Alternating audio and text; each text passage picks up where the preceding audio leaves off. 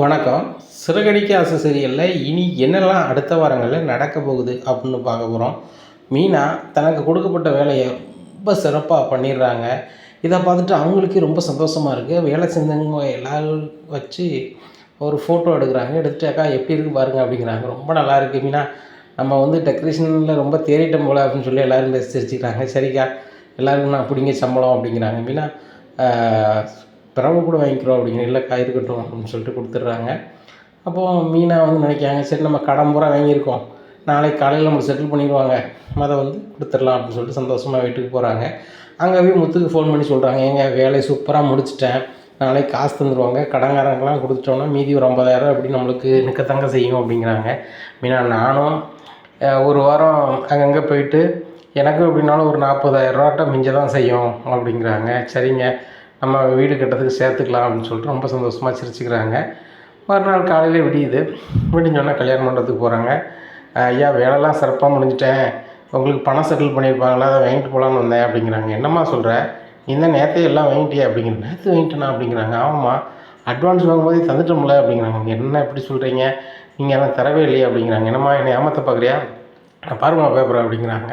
பார்த்துட்டு ஐயா நீங்கள் 25,000 தந்தீங்க அப்படிங்கிறாங்க. ஏம்மா ஃபுல்லாக பணம் வாங்கிட்டு கையெழுத்து போட்டு கொடுத்துருக்க அப்படி இப்படிங்கிறாங்க. அதனால் பக்கத்தில் இருக்க ஆள்கிட்ட சொல்கிறாங்க, ஐயா 25,000 தந்தாங்க, தரல வைக்கல அப்படிங்கும்போது, இல்லைம்மா ஏமாத்தாத அப்படி இப்படிங்கிறாங்க. கூட இருந்த ஆட்கள்லாம் சொல்லியம்மா கிளம்பு நீ முதல்ல அப்படிங்கிறாங்க. போக மாட்டுறாங்க மீனா. உடனே பக்கத்தில் இருந்தவங்களாம் பிடிச்சி அனுப்புங்க அப்படிங்கிறாங்க. அந்த ஆள் எல்லோரும் போமா வழியே அப்படின்னு சொல்லிட்டு அனுப்பிடுறாங்க. உடனே வெளியே வந்து மீனா ரொம்பவே அழுதுட்டு இருக்காங்க. சிந்தாமணிக்கு பயங்கர சந்தோஷம். அப்போ வந்துட்டு சிந்தாமணி வந்து விஜயா கால் பண்ணுறாங்க.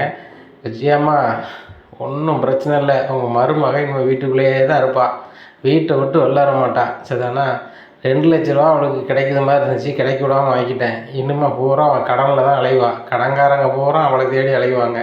அப்போ அவள் எப்படி வெளியேற முடியும், வெளியேற முடியாது, வீட்டு வேலையே தான் செஞ்சுட்டு கிடக்கணும். சரிதானா, அந்த 2,00,000 அவளுக்கு மிகப்பெரிய விஷயம். இதெல்லாம் எனக்கு கொசு காசு என்ன, இந்த வேலையை நான் கொடுத்ததே எதுக்கு, இந்த மீனாவை கஷ்டப்படுத்துறதுக்கு தான், உங்களுக்கு வந்து அவள் வேலை செய்யறதுக்கு தான், என்னை எதிர்த்து அவள் வேலை செய்யாமல் இருக்கிறதுக்கு தான் அப்படிங்கிறாங்க. 2 பேருக்கும் பயங்கர சந்தோஷம். வசதியாக சொல்கிறாங்க சிந்தாமணிகிட்ட, சிந்தாமணிம்மா நீங்கள் பண்ணதுலேயே மிகப்பெரிய சிறப்பான விஷயம் தான், எனக்கு இப்போ தான் ரொம்ப சந்தோஷமாக இருக்குது, ரொம்ப சந்தோஷமான செய்தியை சொல்லியிருக்கீங்க, நான் இனிப்பு சாப்பிடணும் போல் இருக்குது அப்படின்ட்டு இருக்காங்க. இங்கே மீனா அந்த மண்டபத்துக்கு வெளியே வந்து அழுதுகிட்டே இருக்காங்க. எப்படி பணம் வாங்குறது, இதை வந்து கிடைக்கலன்னு சொன்னாலும் அவர் டென்ஷன் ஆயிடுவார். அவர் வந்து ஏற்கனவே ஒரு வாரம் ஃபாரினர்ஸை கூப்பிட்டு அங்கங்கே கோயிலுக்கெலாம் கூட்டி போகணுன்னு சொல்கிறாரு, என்ன செய்யணும்னு தெரியலேன்னு சொல்லி அழுதுட்டுருக்காங்க. அப்போ அந்த வழியாக சீதா வராங்க. என்னக்கா அழுதுட்டுருக்க அப்படிங்கிறாங்க. கொஞ்சம் இரு அப்படின்னு சொல்லி பார்க்குறாங்க. சிந்தாமணி மண்டபத்துக்கு வெளியே வந்து அந்த மேனேஜர்கிட்ட பேசுகிறாங்க. நீ பண்ண வேலைக்கு சூப்பராக நான் உனக்கு கவனிச்சிருந்தேன் யா அப்படின்னு சொல்லிட்டு 1,00,000 கையில் கொடுக்குறாங்க. அதை வச்சுக்கோ, மண்டபத்தில் வர ஆர்டர் எல்லாமே எனக்கு தான் வரணும் என்ன அப்படிங்கிறாங்க. உடனே சரிம்மா அப்படிங்கிறாங்க. இப்போ நான் ஃபாரின் போயிடுவேன் என்ன, ஃபாரின் போகும்போது நான் ஒரு ஆளை அனுப்பி விடுவேன், அவங்களுக்கே நீங்கள் வேலை கொடுத்தா போதும் அப்படிங்கிறாங்க. சரிம்மா அப்படிங்கிறாங்க. எந்த நாடு, எங்கேம்மா போகிறீங்க அப்படிங்கிறாங்க. மலேசியா போகிறேன் அப்படிங்கிறாங்க. அப்படியாம்மா எவ்வளோ நாள் கழிச்சு வருவீங்க அப்படிங்கிறாங்க. எப்படி ஒரு 1.5 மாதம் ஆயிரும், 1.5 மாதம் கழிச்சு தான் வருவேன், என் பொண்ணு அங்கே தானே இருக்கா, அதனால் அவளை பார்த்துட்டு வருவேன், அதனால் வேலைகள் எல்லாம் வந்து எந்த ஆளை அனுப்புகிறனோ அந்த ஆளு தான் நீ கொடுக்கணும், உனக்கு என்ன கமிஷன் உண்டோ நீ எடுத்துக்கிட்டே கொடுக்கலாம், ஒன்றும் பிரச்சனை இல்லை அப்படிங்கிறாங்க. சரிம்மா அதான் உங்களை பற்றி தெரியுமே அப்படின்னு சொல்லிட்டு போயிடுறாங்க. இங்கே சிந்தாமணி வந்து ஒவ்வொரு மண்டபத்துலையும் இதையே சொல்கிறாங்க. நான் வந்து மலேசியா போயிட்டு வர்றதுக்கு 1.5 மாதம் ஆயிரும், இந்த 1.5 மாதம் நான் மலேசியாவில் தான் இருப்பேன், இல்லை என் அம்மாவை வீட்டில் இருப்பேன், இங்கே நான் ஒரு ஆள் அனுப்புவேன், அவங்களுக்கே நீங்கள் வந்து வேலையை கொடுத்துருங்க, அது போக எல்லா மண்டபத்துக்கும் நான் ஃபோன் பண்ணி சொல்லிடுவேன் அவங்க ஆள் அனுப்பும்போது அப்படிங்கிறாங்க. சரிம்மா எப்போ அனுப்புவீங்க அப்படிங்கிறாங்க. நாளைக்கு அனுப்புகிறேன் அப்படிங்கிறாங்க. சரிம்மா இங்கே ஃபோன் பண்ணி சொல்லுங்கள், அதுக்கு அத்தாப்புல நாங்கள் பார்த்துக்குறோம் அப்படிங்கிறாங்க. சரி அப்படின்னு சொல்லிட்டு நேராக போயிடுறாங்க. அங்கே போகிறாங்க. வீட்டில் போய் சிந்தாமணி வந்து ஃபோன் அடிக்காங்க விஜயாவுக்கு. நான் சொன்ன மாதிரியே பண்ணிட்டேன் மாஸ்டர்னு, ஒன்றும் பிரச்சனை இல்லை, நான் ரொம்ப சந்தோஷமாக இருக்கேன், அதனால் அந்த சந்தோஷத்தை கொண்டாடணும், என் மலேசியாவில் இருக்கா, அவளை நான் பார்க்க போகிறேன் அப்படிங்கிறாங்க. என்னது மலேசியாவுக்கா போகிறீங்க, என் சம்மந்திக்கு அந்த ஊர் தானே அப்படிங்கிறாங்க. யாருமா சொல்கிறீங்க அப்படிங்கிறாங்க. வேறு யார், என் மருமக ரோகிணி இருக்கால்ல, அவளுக்கு அந்த ஊர் தானே, அவங்க அப்பா தான் இப்போ இல்லை, ஒரு சூழ்நிலையில் அவர் இப்போ காலமாயிட்டார், மற்றபடி அவங்க சொந்த பந்தம்லாம் அங்கே தான் இருக்காங்க, நாங்களும் மலேசியாவும் கூட வந்திருந்தால் அவங்க சொந்த பந்தம்லாம் பார்த்துருக்கலாம் அப்படிங்கிறாங்க. அப்போ வாங்க மாஸ்டர், நான் வேணா உங்களை என் செலவில் கூப்பிட்டு போகிறேன் அப்படிங்கிறாங்க. அப்படியா சொல்கிறீங்க அப்படிங்கிறாங்க. ஆமாம், உங்கள் செலவில் நான் என் செலவில் கூப்பிட்டு போகிறேன் அப்படிங்கிறாங்க. இல்லை இல்லை, என் வீட்டுக்காரர் சொன்னால் சம்மதிக்க மாட்டார். வீணாக போனால் ஒரு ஃப்ரெண்டு ஒரு ஆள் இருக்கார், அவர் மோனுக்கு கல்யாணம் போகக்கூடாது வைக்கக்கூடாதும்பார். நீங்கள் போயிட்டு வாங்க, நான் ஒன்றும் இல்லை, ஒரு ஃபோன் மட்டும் பண்ணுதேன் உங்களுக்கு. என் சம்மந்தி சொத்துலாம் அங்கே தான் இருக்குது, என் சம்மந்தி சொந்தக்காரங்களாம் அங்கே தான் இருக்காங்க, அவங்க எந்த ஏரியாவில் இருக்காங்கன்னா கேட்டு மட்டும் உங்களுக்கு சொல்லுங்கள் அப்படிங்கிறாங்க. சரி ரைட்டு அப்படிங்கிறாங்க. இந்த சூழ்நிலையில் ரோகிணிக்கு ஃபோன் பண்ணுறாங்க. ரோகிணி நல்லா இருக்கியா நல்லா இருக்கேன் அப்படிங்கிறாங்க. சரிம்மா, உங்கள் அப்பா அம்மா எந்த ஊரில் இருந்தாங்க அப்படிங்கிறாங்க. என்ன ஆண்டி திடீர்னு கேட்குறீங்க அப்படிங்கிறாங்க. சும்மா சொல்லுமா, என் ஃப்ரெண்டு ஒருத்தி வந்திருக்கா, அவட்ட பேசிக்கிட்டு இருக்கோம். அவள் என்னமோ பெரிய குடும்பத்தில் வந்து ஃபாரினில் பொண்ணு எடுத்துருக்கா வச்சுருக்கான்னு பெருமையாக பேசிக்கிட்டு இருக்கேன். நானே மருமவா ஃபாரின் உள்ளவான்னு சொல்லியிருக்கேன். அது போக எந்த ஊரில் இருக்காங்கன்னு சொன்னால் எனக்கு கெத்தாக இருக்கும்ல, அதுக்கு தான் அப்படிங்கிறாங்க. அப்படியே ஆண்டி, சரி ரைட்டு, அப்போ நம்ம எங்கேயாச்சும் போய் சொல்லிக்க வேண்டியதான் அப்படின்னு சொல்லி மனசில் நினச்சிட்டு ஒரு 2 இடத்த சொல்கிறாங்க. சரிம்மா அப்படின்னு சொல்லிட்டு ஒரு 2 இடத்துல எனக்கு பெரிய பெரிய வீடு பங்களா இருக்கா. சரி ரைட்டு, அப்போ ஒரு புறம் சொத்து இருக்கும் அப்படின்னு சொல்லிட்டு, சிந்தாமணியம்மா இந்தந்த ஊரில் என் சம்மந்திக்கு வீடு இருக்குது, அதுபோக அவங்களுக்கு நிறைய பிஸ்னஸ்ஸு, அவங்க அப்பா பேர் இதுவான், அம்மா பேர் இதுவான், அவங்களுக்கு வந்து இந்த பேரில் கம்பெனி இருக்கான், அவங்க குடும்ப பேரில் ஏகப்பட்ட தெருவு இருக்கான் அந்த ஊரில் அப்படிங்கிறாங்க. அப்படியா, சரி அங்கே போனோன்னே நான் விசாரிச்சுட்டு உங்களுக்கு நான் அங்கேருந்தே ஃபோன் பேசுகிறேன் அப்படிங்கிறாங்க. சரி சிந்தாமணியம்மா அப்படிங்கிறாங்க. இங்கே வீட்டுக்கு வந்தோடனே சீதா கிட்ட ரொம்பவே அழுகிறாங்க. மீனா ஏங்க அழுகிற அப்படிங்கிறாங்க. பாத்திரல அந்த சிந்தாமணியை ரொம்ப ஓவராக பண்ணிட்டாங்க. சிந்தாமணியும் அந்த மேனேஜரும் சேர்ந்துக்கிட்டு என் வேலைக்கு கிடக்க வேண்டிய பணத்தை பூராமே ஏமாற்றிட்டாங்க. நான் என்ன பண்ண போகிறேன்னு தெரியலை. நான் கடன் வாங்கினவங்க எல்லாருமே ரொம்ப கஷ்டப்பட்டவங்க, அவங்ககிட்ட நான் திருப்பி கொடுக்கலனாலும் அவங்க மேலும் கஷ்டப்படுவாங்க. நான் என்ன பண்ணேன்னு எனக்கு ஒன்றும் புரியலை அப்படின்ட்டு இருக்கும்போது, என்னக்கா பண்ண போகிற, இந்த சிந்தாமணி என்னை எப்படி பண்ணிட்டா, அதுக்கு எங்கள் அத்தையும் தான் சேர்ந்து பண்ணுறாங்க, அது எனக்கு நல்லாவே தெரியுது, எப்படியாவது நான் இதை பண்ணி ஆகணும் அப்படிங்கிறாங்க. அக்கா, உங்கள் அத்தையும் நீ சும்மா விடாத, இந்த சிந்தாமணியும் சும்மா விடாத அப்படிங்கிறாங்க. கண்டிப்பாக அவங்களுக்கு நான் ஒரு பாடம் கற்றுக் கொடுக்கணும் அப்படிங்கிறாங்க. அப்போ என்னக்கா பண்ண போகிற அப்படிங்கிறாங்க. எனக்கு ஒன்றும் புரியலை அப்படின்ட்டு இருக்கும்போது மீனாவுக்கு சுருதி கால் பண்ணுறாங்க. அக்கா எங்கே இருக்கீங்க, எனக்கு முன்னாடி தான் வந்தீங்க, நான் பின்னாடி ஒரு ஆட்டோவில் வந்தேன், டபார்னு ஆளக்காங்களே அப்படிங்கும்போது, எங்கள் அம்மா வீட்டுக்கு வந்திருக்கேன் அப்படிங்க. அப்படியாக்கா, என்னக்கா எதுவும் விசேஷமாக்கா அப்படிங்க. சும்மா தான் வந்தேன் அப்படிங்கிறாங்க. சரிக்கா நான் வீட்டுக்கு போகிறேன் அப்படிங்கிறாங்க. சுருதி கொஞ்சம் ஆட்டோவில் நேராக எங்கள் அம்மா வீட்டுக்கு வாங்களேன் அப்படிங்கிறாங்க. என்னக்கா என்ன எதுவும் பிரச்சனையா அப்படிங்கிறாங்க. ஒரு பிரச்சனை இல்லை அப்படிங்கிறாங்க. இங்கே சுருதி நேராக வராங்க. என்னக்கா என்னாச்சு அப்படிங்கிறாங்க. சுருதி நீங்கள் எனக்கு ஒரு உதவி பண்ணணும் அப்படிங்கிறாங்க. மீனாக்கா, நீங்கள் எனக்கு என்னெல்லாமோ பண்ணியிருக்கீங்க, உங்களுக்கு நான் உதவி பண்ண மாட்டேன், நான் என்னக்கா பண்ணணும், என்ன பண்ணணும்னு மட்டும் சொல்லுங்கள், நான் பண்ணுறேன் அப்படிங்கிறாங்க. இல்லை, ஒருத்தங்க குரல் வந்து நான் வந்து எப்படியாவது அந்த குரல் எப்படி இருக்குன்னு சொல்லிவிட்டு உங்களுக்கு நான் அனுப்புகிறேன், அதேமாதிரி நீங்கள் பேசலாமா அப்படிங்கிறாக்கா. நான் ஒரு 10 நிமிஷம் அந்த குரலை நான் கவனித்தேன், நானே பேசிடுவேங்க, ஒன்றும் பிரச்சனை இல்லை அப்படிங்கிறாங்க. சீதா, நீ தான் வந்து அந்த சிந்தாமணி வீட்டுக்கு போய் அவள் குரலை ரெக்கார்ட் பண்ணணும் அப்படிங்கிறாங்க. அப்படியா, சரி ரைட்டு அப்படின்னு சொல்லிட்டு வீட்டு அட்ரஸ் சொல்லுங்க அப்படின்னு சொல்கிறாங்க. வீட்டு அட்ரஸ் சொல்கிறாங்க. நேராக அங்கே போகிறாங்க. அங்கே போயிட்டு போய் சிந்தாமணியை பார்க்க போகிறாங்க. அம்மா யார் அப்படிங்கிறாங்க. இல்லை, என் கல்யாணத்துக்கு நீங்கள் தான் டெக்கரேஷன் பண்ணணும், சூப்பராக பண்ணுவீங்கன்னு சொன்னாங்க, அதான் கேட்க வந்தேன் அப்படிங்கிறாங்க. என்னம்மா நீ சின்ன பொண்ணாக இருக்க, நீனே வந்துட்டு காசுலாம் தந்துடுவியா அப்படிங்கிறாங்க. எத்தனை லட்சம்னாலும் நான் தந்துடுவேன். அப்படியா, நீ பார்க்க கஷ்டப்பட்ட பொண்ணு மாதிரி இருக்குது, எத்தனை லட்சம்னாலும் தந்துடுவாங்கிறியே அப்படிங்கும்போது, அப்படி பேசுகிறத அப்படியே அந்த செல்லில் ரெக்கார்ட் பண்ணிக்கிறாங்க. சரிம்மா உனக்கு கல்யாண தேதி சொல்லு அப்படிங்கிறாங்க. ஒரு 3 மாதம் கழிச்சு ஒரு தேதி சொல்கிறாங்க. ஒரு 3 மாதம் இருக்கா, பண்ணி தந்துடுறேன், அட்வான்ஸ் எப்போ வேணும் அப்படின்னு கேட்குறாங்க. நீ இப்போ கொடுத்தாலும் ஓகே தான் அப்படிங்கிறாங்க. சரி நான் பேங்கில் போய் எட்டு வரேன் அப்படிங்கிறாங்க. சரிம்மா எட்டு வா அப்படின்னு சொன்னோன்னே செல்லில் ரெக்கார்டை வச்சுக்கிட்டு வந்துடுறாங்க. வந்து சீதா வந்து கொடுக்குறாங்க சுருதி அந்த ரெக்கார்டை கேட்குறாங்க. அக்கா இந்த குரல்லாம் அசால்ட்டாக பேசிடுவேன் அப்படிங்கிறாங்க. எதுக்குக்கா இது அப்படிங்கிறாங்க. இல்லை, நம்ம அத்தையும் அந்த சிந்தாமணியும் சேர்ந்து என் வேலையை கிடைக்கிறதுக்கு என்னென்ன செய்யணுமோ செஞ்சுட்டாங்க அப்படிங்கிறாங்க. மீனா ஒன்றும் புரியல அப்படிங்கிறாங்க. அவர் 2 லட்ச ரூபாய்க்கு ஒரு வேலை வந்துருக்குன்னு சொன்னோம்ல அப்படிங்கிற. ஆமாம் அப்படிங்கிறாங்க. அந்த வேலையில் உள்ள பணத்தை அந்த மேனேஜரும் சிந்தாமணியும் எடுத்துக்கிட்டாங்க. அவங்க ஒரு அக்ரிமெண்ட் போட்டிருந்தாங்க, நான் கையெழுத்தும் போட்டேன், அதுக்கப்புறம் தான் தெரியுது அதை வேறு நாளாமல் எழுதியிருக்காங்க அப்படிங்கிறாங்க. இப்போ கேட்டால் நீங்கள் தான் அட்வான்ஸ் வாங்கும்போதே பணம் வாங்கிட்டீங்களே அப்படின்னு சொல்கிறாங்க. எனக்கு ஒன்றும் புரியல, கடங்காரங்களுக்கு பூரா கொடுக்கணும், ஆனால் வந்து இந்த சிந்தாமணிக்கு நான் ஒரு தகுந்த பாடத்தை கற்றுக் கொடுக்கணும், அடுத்தவங்க உழைப்பில் நம்ம வந்து தலையிட்டோம் அப்படின்னா அவங்க வாழ்க்கை என்ன ஆகணும்னு அவங்களுக்கு புரியணும் அப்படிங்கிறாங்க. அக்கா இது நீங்கள் என்ன வேணாலும் பண்ணுங்கள், நம்ம மாமியார் நீங்கள் சும்மா விடாதங்க அப்படிங்கிறாங்க. சீதாவும் அதான் சொல்கிறேன் அப்படிங்கிறாங்க. அக்கா நான் வந்து உள்ளது தான் சொல்கிறேன் அப்படிங்கிறாங்க சீதா. சரி ரைட்டு, நம்ம யாருக்கும் எதுவும் பண்ண வேண்டாம், ஆனால் அவங்களுக்கு நம்ம பாடம் கற்பிக்கணும்னா என்ன பண்ணலாம் அப்படிங்கிறாங்க. சுருதி சொல்கிறாங்க. அவங்களுக்கு நம்ம ஆப்பு வச்சிட வேண்டியதாங்க்கா, இதுக்கு மேலே நம்ம பார்த்துட்டு இருந்தால் ஒப்பேறாது. வயசுக்கு மூத்தவங்க நம்ம மரியாதை கொடுக்கோம், அவங்க நம்மளை வந்து சரியான இடத்துல வச்சு பார்க்கலன்னா நம்ம என்ன பண்ணணும், அதுக்கு ஏற்ற ஆப்பை வச்சுட்டு போக வேண்டியதான் அப்படிங்கிறாங்க. இப்போ என்னக்கா பண்ணணும் அப்படிங்கிறாங்க. நாளைக்கு அந்த சிந்தாமணி வந்து மலேசியா போகிறாங்களாம். மலேசியா போய்ட்டு 1.5 மாதம் தான் கழிச்சு வருவாங்க, அந்த தகவல் வந்திருக்கு அப்படிங்கிறாங்க. அப்படியேக்கா, உறுதிப்படுத்தப்பட்ட தகவல் தானா அப்படிங்கிறாங்க. நானே கேட்டேன் சுருதி அப்படிங்கிறாங்க.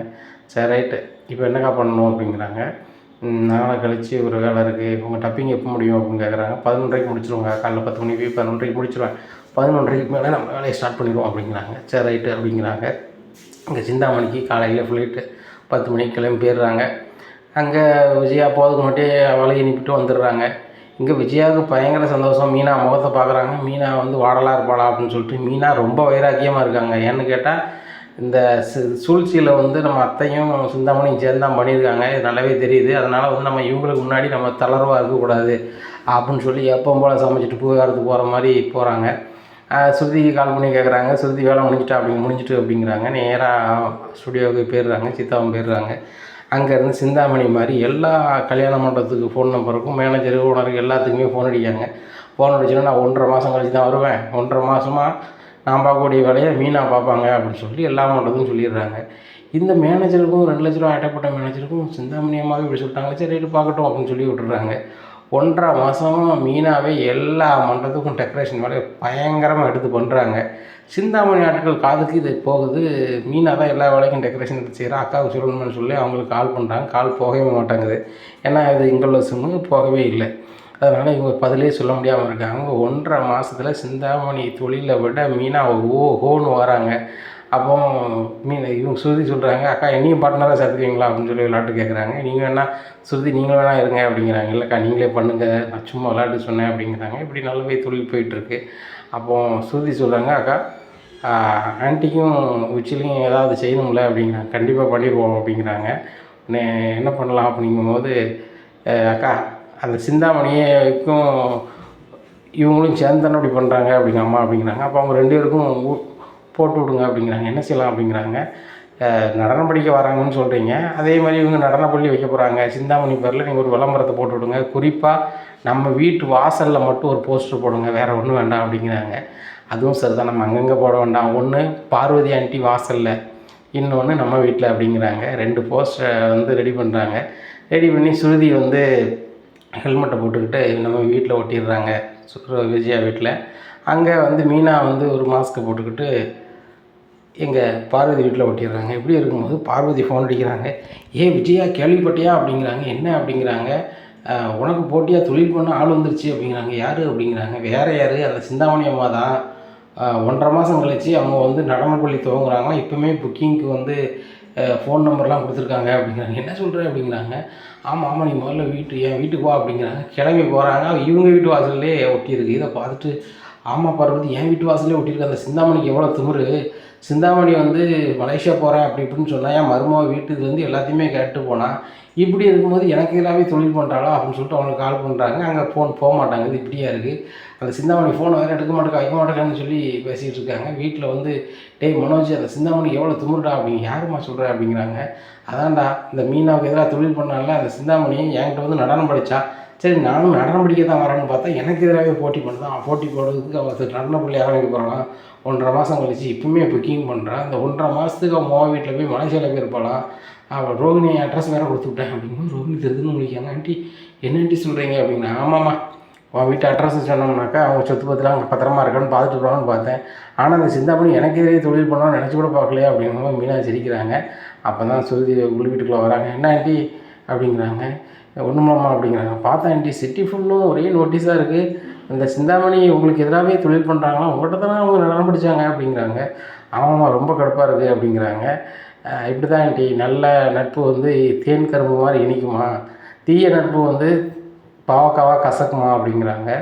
இதெல்லாம் சொல்லுதளவுக்கு ஆயிடுச்சு அப்படின்னு சொல்லி ரூமில் போய் உட்காந்துருக்காங்க. அங்கேருந்து பார்வதி ஃபோன் பண்ணி எப்போ வரேன் அப்படிங்கிறாங்க. நான் எங்கே வரேன், நான் வரலை, என் வீட்டு வாசலே போஸ்டரை பார்த்துட்டேன், இப்போ என்ன செய்யணும் தெரியல, அந்த சிந்தாமணி கால் பண்ணாலும் எடுக்க மாட்டேக்கா அப்படிங்கிறாங்க. அந்த சிந்தாமணி எல்லாமே வந்து பிளான் பண்ணி தான் செய்தா, நீ தான் புரியாமல் மீனாவுக்கு எதிராக இருக்கா, நம்ம வந்து மீனாவை வளர விடான்னு நினச்சேன் பாரு, இப்போ சிந்தாமணி ஒன்றும் வளர விடாமல் பண்ணுறா அப்படி இப்படிங்கிறாங்க. இங்கே மீனா பயங்கரமாக தொழில் பண்ணி நல்லாவே பணம் சேர்த்துடுறாங்க. கடன்லாம் கொடுத்துட்றாங்க. இங்கே மாடியில் வீட்டில் ரூம்லாம் கட்டிடுறாங்க. இப்படிலாம் இருக்குது. கூடுதலாக முத்துவுக்கு 2 காரும் வாங்கி கொடுத்துட்றாங்க. இப்போ 4 கார் வந்து ஓடுது. முத்துக்கு டிரைவிங் ஸ்கூலுமே நல்லாவே போகுது. சிந்தாமணி ஊருக்கு வராங்க. ஊருக்கு வந்தோடனே ஒரு தம்பி, என்னக்கா இப்படி பண்ணிட்டேக்கா அப்படிங்கிறா. என்ன பண்ணேன் அப்படிங்கிறாங்க. தொழிலை பூரா நீனே கெடுத்தியேக்கா, உனக்கு வர வேலையை பூரா மீனாவை கொடுவேன்னு ஏங்கா நீ சொன்னேன். இப்போ மீனா தாங்க சிட்டியில் வந்து நம்பர் 1 டெக்கரேஷன் பண்ண ஆளாக இருக்கா அப்படிங்கிறாங்க. நான் எங்கடா சொன்னேன், நீ தானக்கா சொல்லியிருக்கா ஃபோன் பண்ணி எல்லாருக்குமே. ஏன் நான் வருது வரைக்கும் அவங்ககிட்ட தான் வேலை கொடுக்கணும் அப்படின்னு சொல்லிட்டேன். இப்போ 1.5 மாதம் அந்த பிள்ளையை வேலை பார்த்துருச்சு. ஃபுல்லாக மண்டபம் ஏகப்பட்ட தொடர்பு வந்துருச்சு. இப்போ அந்த இன்னும் வரக்கூடிய வேலையும் நம்மளுக்கு தருவாங்களாங்கிறதே சந்தேகம் தான் அப்படிங்கிறாங்க. என்னடா சொல்கிறேன், உச்சில் நீ என்னமோ பண்ணுறியடா அப்படிங்கிறாங்க. நான் பண்ணலக்கா, மீனா பண்ணிட்டா. ஆணி வெளுத்த மாதிரி ஆயிடுச்சுல மண்டையில், இப்படி தான் ஆயிடுச்சு, ஒன்றும் செய்ய முடியாது. அதுபோக நீ நடனப்பள்ளி ஆரம்பிக்க போறியாக்கா அப்படின்னு. நடனப்பள்ளி ஆரம்பிக்க போகிறேண்ணா அப்படிங்க. ஆமாக்கா, நம்ம வீட்டு வாசலில் 2 போஸ்டர் இருந்துச்சு. அதுபோக நீ நடனப்பள்ளி படிக்க போவிய அங்கேயே இருந்துச்சு. அந்த விஜயம்மா வீட்லேயும் இருக்குது. நீ என்ன நடனப்பள்ளி ஆரம்பிக்க போறியான்னு பார்த்தா நம்ம டெக்கரேஷன் வேலையை விட்டியா அப்படிங்க. என்னடா சொல்கிறது, எனக்கு என்னடா அதை பற்றி தெரியும்னா சும்மா அந்த விஜயாட்ட எப்படியா பழக்கத்தை பிடிக்கணும்ன்ட்டு போனேன்டா, என்னடா பேசிகிட்டு இருக்கு அப்படின்னு சொல்லிட்டு எல்லாருக்கும் பார்க்க. ஆமாடா, நானே போஸ்டர் போட்ட மாதிரி இருக்குது அப்படிங்கிறாங்க. இது என்னக்கா இப்படி பண்ணியிருக்கேன் அப்படின்னா, எங்கடா பண்ணேன், நான் தான் ஊரில் இல்லையே, இது எல்லாம் அந்த மீனா வேலையாக தான் இருக்கும். டேய் நேராக வண்டியை மீனா வீட்டுக்கு விட்றா அப்படிங்கிறாங்க. நேராக விஜயா வீட்டுக்கு போகிறாங்க. விஜயா வந்து சித்தாமணி சொல்கிறாங்க, வீட்டுக்குள்ளே வராத வெளியில் போ அப்படிங்கிறாங்க. என்ன மாஸ்டர் நீ வீட்டு விட்டு வெளில போன்னு சொல்கிறீங்க அப்படிங்கிறாங்க. ஆமாம், என்கிட்டே 4 நாளைக்கு வந்து நீங்கள் நடனம் படிப்பீங்க, அப்புறம் எனக்கு எதிராகவே தொழில் பண்ணுவீங்க, நான் வீட்டுக்குள்ளே விடணுமா அப்படிங்கிறாங்க. உடனே ஸ்ருதி கை தட்டுறாங்க. எங்கள் ஆன்ட்டியே பெரிய ஆள், நீங்கள் அவங்களுக்கு எல்லாம் தொழில் பண்ண நினைக்கிங்களா, அதெல்லாம் உங்கள் ஜம்பம் பழிக்காது அப்படிங்கிறாங்க ஸ்ருதி. மீனா வந்து சும்மா இருங்க ஸ்ருதி அப்படிங்கிறாங்க.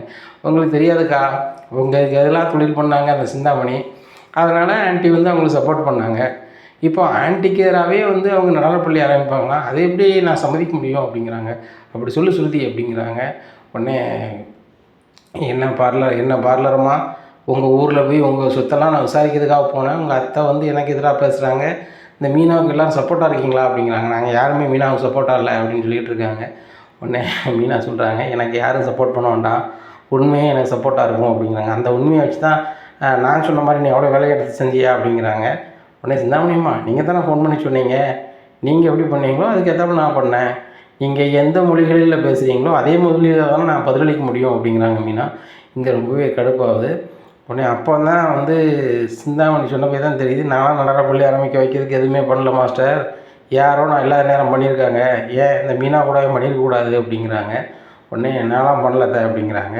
அப்போ சுருதி சொல்கிறாங்க, யார் பண்ணாலும் மீனாக தான் நீங்கள் சொல்லுவீங்க, அது ஒன்றும் பிரச்சனை இல்லை, ஆனால் என்னைக்குனாலும் சிந்தாமணி உங்களுக்கு ஆப்பு தான் வைப்பாங்க ஆண்டி அப்படிங்கிறாங்க. இதை கேட்ட விஜயா, இனிமேல் வந்து சிந்தாமணிக்கு நம்ம சப்போர்ட் பண்ணக்கூடாது, ஒருவேளை மீனா கூட வந்து நடனம் ஒழுங்காக ஆடுறா, நம்ம ஓவராக போனோம்னா நம்மளுக்கு எதிராக கூட அந்த மீனா கூட நடனப்பள்ளி வச்சாலும் வச்சுருவா அப்படின்னு சொல்லி ரூம் பார்த்து போயிடுறாங்க. அப்படி சிந்தாமணி சொல்கிறாங்க, மாஸ்டர் நீங்கள் என்கிட்ட பேசாமே போகிறீங்க, ரைட்டு, இனிமேல் அவங்க வீட்டு பக்கத்தில் வரல, அவங்க மருமகம் எப்படி தொழில் பண்ணுறான்னு பார்க்குறேன் அப்படிங்கிறாங்க.